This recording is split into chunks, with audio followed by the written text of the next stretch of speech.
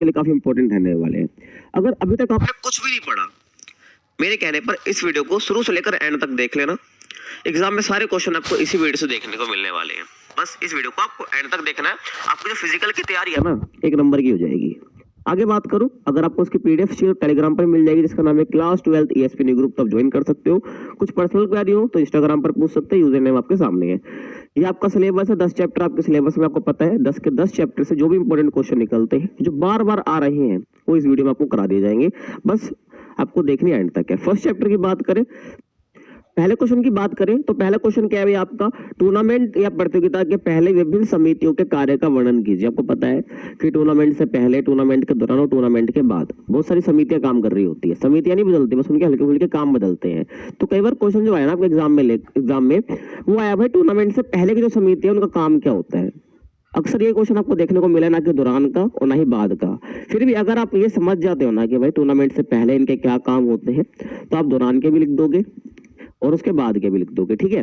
अगर बात करें इनके कार्यों की, तो सबसे पहले जो समिति आती है ना, वो आयोजन, जिसको हम प्रबंधन समिति भी कहते हैं। ऐसा क्यों कहते हैं? क्योंकि पूरे इवेंट का जो काम है उसका आयोजन करने का, वो इसी समिति का होता है। क्यों? क्योंकि ये क्या करती है, लगभग 1 महीने पहले ही बाकी जितनी भी समितियां हैं उनको उनकी जिम्मेदारी सौंप देती है, ध्यान रखना। इसलिए इसको आयोजन समिति या प्रबंधन समिति भी कहते हैं।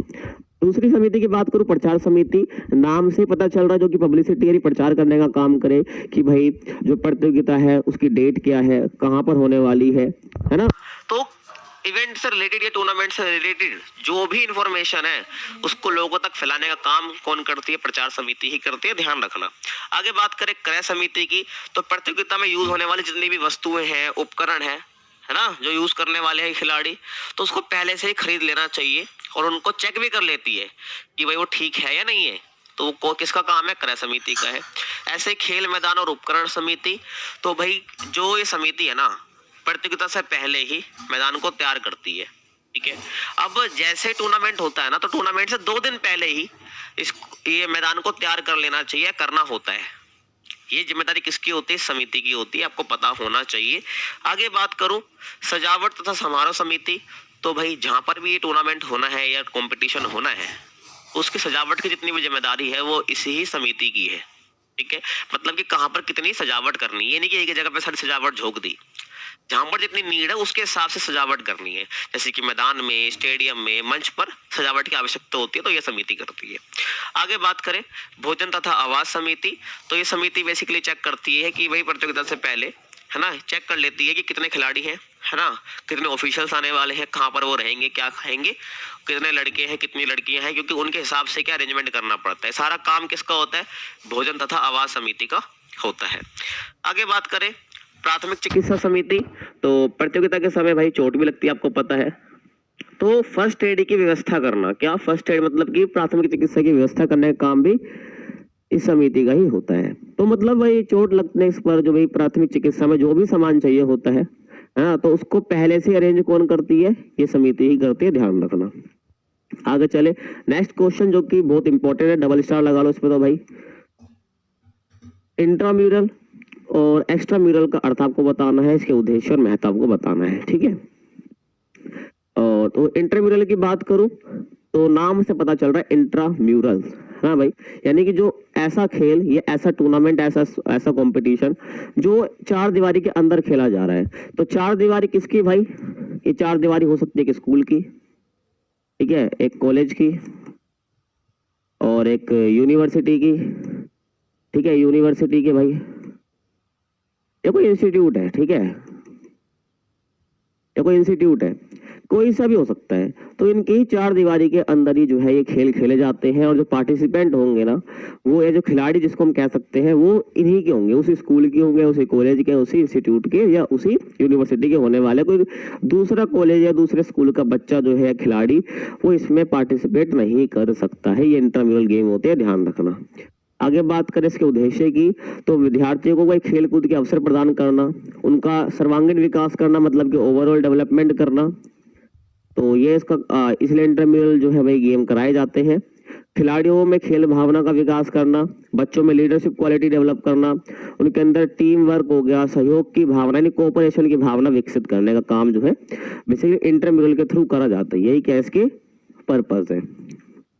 आगे बात करें एक्स्ट्राम्यूरल की, और देखो महत्व में भी जब आप आओगे ना, मैंने महत्व नहीं लिखे, क्यों नहीं लिखे, क्योंकि जो उद्देश्य है लगभग वही इसे क्या है, महत्व है। तो आप महत्व कैसे लिखोगे कि विद्यार्थियों को खेलकूद के अवसर प्रदान करता है, कौन, इंट्राम्यूरल, तो ये इसका महत्व भी है, तो ये ध्यान रखना, महत्व उद्देश्य लगभग एक ही है। आगे चले एक्स्ट्राम्यूरल की, तो इंट्राम्यूरल का बिल्कुल अपोजिट आप कर दो। अपोजिट करने का मतलब क्या, जो चार दीवारी के बाहर खेले जाते हैं वही क्या हो जाते हैं, आपके एक्स्ट्राम्यूरल हो जाते हैं। चार दीवारी के बाहर का मतलब यानी कोई एक स्कूल के बाहर खेले जा रहे हैं, कोई एक ए स्कूल है ना। अब मान लो ये जो ए स्कूल के खिलाड़ी है ना, ये दूसरे स्कूल में जाके यानी बी स्कूल में जाके क्या कर सकते हैं, प्रतियोगिता में पार्टिसिपेट कर सकते हैं, हो गया ना। जो ए स्कूल के बच्चे वो दूसरे स्कूल में जा रहे हैं पार्टिसिपेट करने के लिए, तो यानी कि ये चार दीवारी के बाहर का खेल हो गया, तो उसको बोलते हैं एक्स्ट्राम्यूरल। और ये इंट्राम्यूरल से थोड़ा बड़े लेवल पर होता है, क्यों होता है, क्योंकि इसमें 2 या 3 जितने भी स्कूल हो सकते हैं उसके खिलाड़ी इसमें पार्टिसिपेट करते हैं, या कॉलेज के या यूनिवर्सिटी के खिलाड़ी इसमें पार्टिसिपेट करते हैं, ठीक है ना भाई। तो उसमें वो सारी गतिविधि आ जाती है जो विद्यालय के बाहर खेली जाती है या कॉलेज के बाहर खेली जाती है।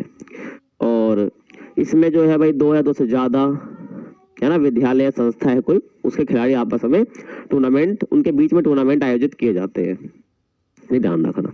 उद्देश्य की बात करूं तो इंट्राम्यूरल में ठीक है भाई, खेल के अवसर प्रदान करे जा रहे हैं, लेकिन इन एक्स्ट्राम्यूरल में मैंने बताया आपको ये थोड़ा एक्स्ट्रा है। किससे एक्स्ट्रा है, ये इंट्राम्यूरल से एक्स्ट्रा है। तो बड़े लेवल पर क्या करना भाई, हाई परफॉर्मेंस हासिल करवाना खिलाड़ियों को, उसके लिए एक्स्ट्राम्यूरल कराया जाता है। अन्य संस्थाओं के साथ एकीकरण की भावना विकसित करना, मतलब कि भाई सारे एक ही हैं। इंट्राम्यूरल में क्या होता है ना, सब सेपरेट हो जाते हैं, लेकिन एक्स्ट्राम्यूरल में क्या होता है, सारे साथ आ जाते हैं। तो एक्स्ट्राम्यूरल के थ्रू क्या करना है, एकीकरण की भावना, टुगेदरनेस की भावना जो है सिखानी है, और खेलों में करियर चुनने के अवसर प्रदान करना चाहता है भाई एक्स्ट्राम्यूरल, और खेलों के माध्यम से सामाजिक, सांस्कृतिक और आर्थिक विकास को बढ़ावा देना। ये बेसिकली क्या है, अपने एक्स्ट्राम्यूरल के उद्देश्य है, ये ध्यान रखना है आपको, ये बहुत इंपॉर्टेंट क्वेश्चन है जो आता है एग्जाम में बार बार। बस फर्स्ट चैप्टर से आपको इतना ही करना है और कुछ मत करना।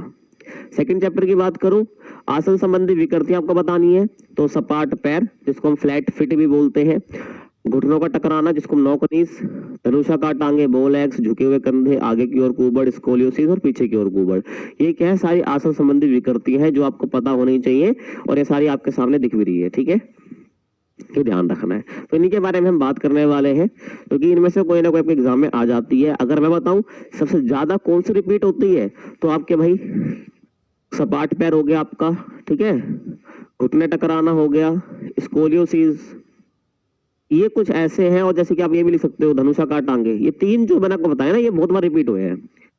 चलो आगे चलते हैं। तो घुटने का टकराना और के लक्षण और उसके सुधारात्मक उपाय बताने हैं आपको, ठीक है भाई। यानी कि जो घुटने टकराने वाली दिक्कत है, ठीक है, जिसको हम नौकनी भी कहते हैं, तो उसके लक्षण क्या है भाई, सिम्टम जिसे हम कहते हैं, उसको ठीक कैसे कर सकते हैं।